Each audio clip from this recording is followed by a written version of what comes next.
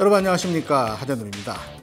자, 장보는 남자 시간, 오늘은 어제 오늘 우리 시장이 아주 급격한 변화에 단초를 제공하고 있는 위에나에 대한 말씀을 좀 드려야 될 것 같습니다. 자, 위에나가 급락하면서 증권 시장에 아주 상당히 악영향을 미치고 있고, 그러한 중간에 또 원화 가치가 평가절하되는 상황으로 이어지면서 상당히 좀 혼란스러운 모습이 어제 오늘 나타나고 있는데요. 자, 그럼 왜 중국은 위에나를 급격하게 평가절하를 시킬까? 어떤 이유가 분명히 존재하겠죠. 과연 이러한 흐름은 지속성을 가져갈 건가? 여기에 대해서 생각을 우리는 지금 해봐야 될 겁니다. 지수가 빠지고 종목이 하락하니까 우려스럽다, 팔아야지라고 생각하는 것이 먼저가 아니고 그 단초를 제공한 내용들을 심도 있게 따져보고 체크를 해보는 게 필요하다는 거죠. 자, 그 내용 지금부터 이 보도 내용 보면서 먼저 말씀을 드리겠습니다. 자, 위에나가 평가절하되면서 원달러 환율이 3년 만에 최고가를 기록했습니다. 금방 1200원 갈 듯한 아주 기세등등한 하락세로 상당히 우려스럽죠. 자, 위에나 평가절하가 이어지면서 3년 만에 최고치를 어제 기록하면서 1180원, 즉 1190원까지 가는 모습을 보이고 있는데요. 자, 두 번째 내용을 보게 되면은 같은 연장선상에서 같은 내용인데 중국 그 중앙은행, 인민은행에서 달러다 위에나 환율을 고시를 하죠. 근데 엄청나게 평가절하시켜서 하루 낙폭으로는 사상 최대로 어저께 고시를 해버렸어요. 이렇게 된 거는 위에나를 떨어뜨린 거, 가치를 떨어뜨린 것은 이 수출 지표가 악화됐다라는 거. 그러니까 수출을 하기 위해서는 그 자국 통화 가치가 떨어져야 될 거 아니에요. 얼마 전에 일본이 그런 것을 했었죠.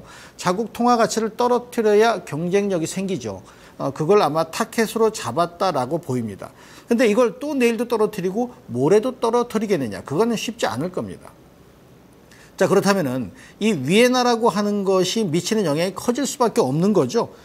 근데 그 눈으로 얼마가 최고치인데라고 하는 걸 눈으로 한번 확인해 보게 되면 단순 표만 보더라도 알 수 있는 부분인데요. 자, 다음 화면 보여주시죠. 자, 여기 보시게 되면은 이게 그 위에나의 그 기준 환율 변동치예요. 얼추 일단의 밴드권 안에서 그 웬만한 변동치 안에서 진행이 되잖아요. 근데 이 변동치 안에서 진행되다 갑자기 이렇게 가파르게 올라가니까 여기에 연동돼서 진행되는, 사실 기축통화나 거기에 얹어져 있는 통화는 그런 부분에서 상대적으로 자유로울 겁니다. 근데 우리 원화는 그동안에 다른 그 G10개 국가 중에서 변동폭이 작다 보니까 혼자 폭이 커지는 우려스러움이 나와버리는 상황으로 진행이 됐다는 얘기죠. 자, 그래서 이렇게 되다 보니까 우리 원화 가치, 이 원화 가치가 평가절하되는 것도 위에나 가치 평가절하되는 것과 궤적을 같이 할 수밖에 없는 상황이 돼서, 이거 어제 현재입니다만 급격하게 원화가 평가절하되면서 가치가 떨어지면서 환율이 급격하게 올라갔습니다. 이렇게 되면 무슨 문제가 생기냐? 외국인들이 주식시장에 들어오려다도 멈칫하죠. 환율 변동폭에 엄청 민감한 게 외국인들입니다. 3% 올라갔는데 원화 가치가 3% 바뀌어버리면 플러스 마이너스 제로가 되는 상황인데 굳이 주식 할 필요가 없겠죠. 외국인 입장에서 보면. 그죠? 자, 그래서 다음 페이지에 나온 내용을 보면 또 예전에는 사실 그랬어요. 원화가 평가절하되면 그 평가절에 수혜주는 원화가 지수가 빠지더라도 올라가서 지수하고 크로스되는 반대 상황으로 가는 모습을 왕왕 보였었거든요. 그걸 또 매매하는 사람이 노렸고. 근데 최근 들어서는 빨간 게 뭐냐면 환율, 원화가 약세되는, 평가절하될 때 수혜를 입는 종목의 지표. 이 파란색은 코스피 지수입니다. 똑같아요. 지수가 밀리면 원화가치 평가절하 수혜 종목이라고 이름 붙여진 것들이 올라가질 못하고 밑으로 내려갑니다. 물론 그중에 올라가는 건 있어요. 하지만 전체적으로 같은 궤적을 그리지는 못한다는 거죠. 이건 두 가지 측면입니다. 한 가지는 단기간에 끝날 상황이다라고 보는 게 한 가지가 있겠고, 예전과 같이 단순하게 환율로 인해서 차익 생기는 게 쉽지 않다. 실적이 좋고 환율에 차익 생기면 그걸 찾는, 이런 두 가지 요인들이 아마 복합적으로 작용이 될 건데요. 자, 다음 페이지에 나온 건 조금 다른 측면인데요. 원화 빼고 중국의 위에나하고 미국 달러화에 대한 얘기입니다. 변화의 폭이 거의 없는 상황으로 진행됐다는 건 달러는 기축통화입니다. 누가 뭐래도.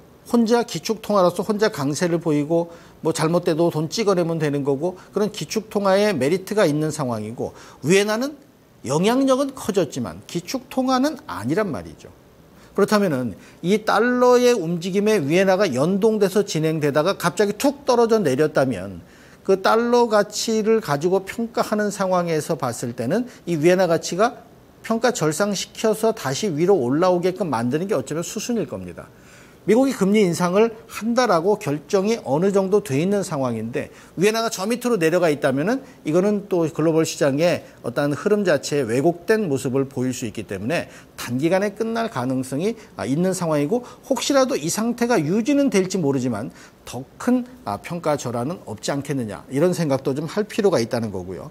자, 그럼 그동안에 우리나라가 왜 환율의 움직임에 오늘 민감한지를 보여주는 지표가 있습니다. 자, 한국 가운데 넣어놨는데요. 이게 그 G20 국가의 통화를 그 기축 통화인 달러 대비해서 평가 절상 절하를 표시한 부분인데요.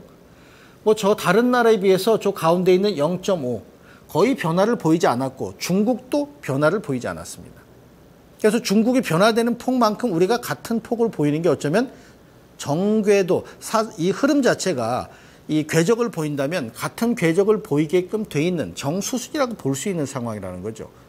물론 나온 결과를 놓고 보는 것이 앞뒤 문맥상 어폐가 있을 수 있겠습니다만 일단 지수의 급락을 단초를 제공했던 위에나의 평가 절하의 연속성에 대해서 우려스러움을 크게 갖기보다는 오히려 증권시장에 투자한 우리로서는 그것이 안정감을 찾고 다시 되돌아가는 주식의 어떤 수익성을 챙길 수 있는 기회를 찾는 게 훨씬 더 낫지 않겠느냐 하는 그런 시각이고요.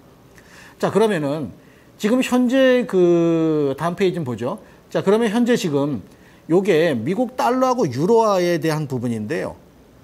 기축 통화하고 최근 들어서 유럽의 유로존 통화인 유로화하고를 봤을 때 변화폭이 크지 않습니다. 지금 현재도 그래요. 위에나가 평가 절하되고 원하는 막 밑으로 내려가는 상황도 그대로 진행이 된다면 글로벌 시장의 통화가 기축 통화 대 나머지 통화로서 싸움을 하고 있는 상황은 아니라는 얘기입니다.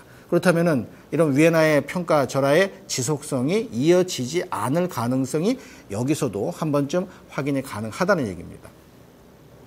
자, 그 다음 내용은 이렇게 되게 되면 이제 관련 종목들의 움직임을 봐야 되는데 수출주는 사실 위에나든 뭐 달러든 뭐에 비교하더라도 원화가 평가 절하되게 되면 수출주는 좋아야 돼요. 경쟁력이 커지니까, 싸니까, 가격이. 여기에는 뭐 IT도 있죠. 죄다 다 있단 말이에요. 근데 이런 상황에서 외국인들이 우리 시장에 들어올 거냐 이거죠. 여기 보시면 외국인이 순매도만 쭉 나와 있습니다. 이거 환율이 안정감을 찾을 때 들어올 수 있는 부분인데 환율이 안정감을 찾는다고 한다면 외국인 매수가 들어오겠죠. 그렇게 되면 원화 가치가 평가 절하됨으로 인해서 움직였던 종목들, 이런 종목군들의 방향성이 바뀔 가능성도 분명히 있다는 거죠. 자, 어떤 종목들이 그런 부류에 포함이 되어 있는지 종목을 보면서 말씀을 드리도록 하겠습니다. 앞서 제가 말씀드렸었죠. 원화 가치가 평가 절하되면 분명히 거기에 수혜를 입는 종목이 있어요. 오늘 뭐 기아차나 이런 자동차 종목이 움직이는 모습 보이는 것도 일본의 도요타 자동차학은 또 일본의 전기 전자업체의 대표였었던 뭐 소니 같은 경우도 실적이 좋아지는 게 엔화 가치가 평가 절하된 거에 아주 적극적으로 영향을 받은 거거든요. 자, 오늘 시장 보게 되면 기아차, 현대차, 현대중공업 이런 종목, 요거는 물론 장중의 내용이기 때문에 지금과 좀 다릅니다만은 이런 종목이 올라갑니다. 지수가 폭락해도. 그 이유는 원화가 평가 절하됐기 때문에. 그럼 나머지 종목은 SK 하이닉스, 또 저기 뭐 신라교육도 나와 있고요. 삼성, SDI, 국도화학, 동원산업. 얘들은 왜 못 올라갈까요? 평가 절하됐는데 원화 가치가 올라가야 되는데 시장이 그런 모습을 선을 그어놓고 있다는 것은 연속성이 없다는 거고 앞으로도 당분간은 원화의 변동폭이 커지면 개별 종목이나 소형주보다는 지수 관련 종목 쪽에서 타켓을 잡아서 매매를 해보시는 게 훨씬 더 유리하다는 것을 단적으로 보여줍니다. 왜 그러냐? 지금 개별 종목 같은 경우나 소형주는 많이 올랐던 종목들이 있기 때문에 그쪽으로 접근을 식을 안 세우고 대형주 많이 위축돼 있다 보니까 신용 물량 줄고 이러다 보니 올라갈 때 부담감이 덜리는 것도 분명히 하나의 요인이란 말이죠.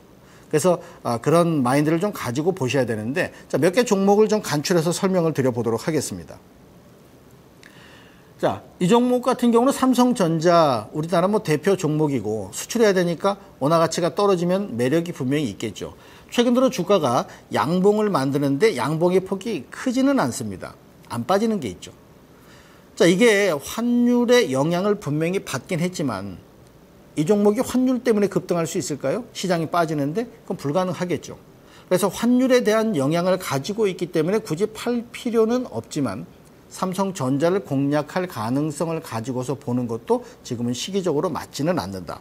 자, 두 번째 종목을 보게 되면 제법 올라가는 모습을 보이는 게 현대차입니다. 차가 잘 팔렸을까요? 그거 아니죠. 뭐 비상경영 한다고 할 정도로 잘 안 팔립니다. 그럼에도 불구하고 주가가 올라갈 수 있는 것은 상대적인 경쟁력을 확보한다는 차원이니까 만약에 환율이 평가 절상이 된다면 다시 스톱할 수 있다는, 거기에 민감하게 반응한다는 것 꼭 기억을 하셔야 되겠고요. 한 종목 더 보죠. 자, 이 종목은 사실 주가가 계속해서 약세입니다. 하이닉스입니다. 수출하잖아요. 근데 왜 못 올라갈까요?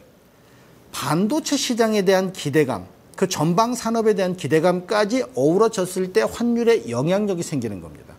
따라서 환율이 평가 절상되건 절하되건 중요한 것은 그 종목이 속해 있는 업황이나 그 종목을 가지고 있는 전방 산업의 움직임이 강화됐을 때 환율이 영향을 줄 수 있는 거죠.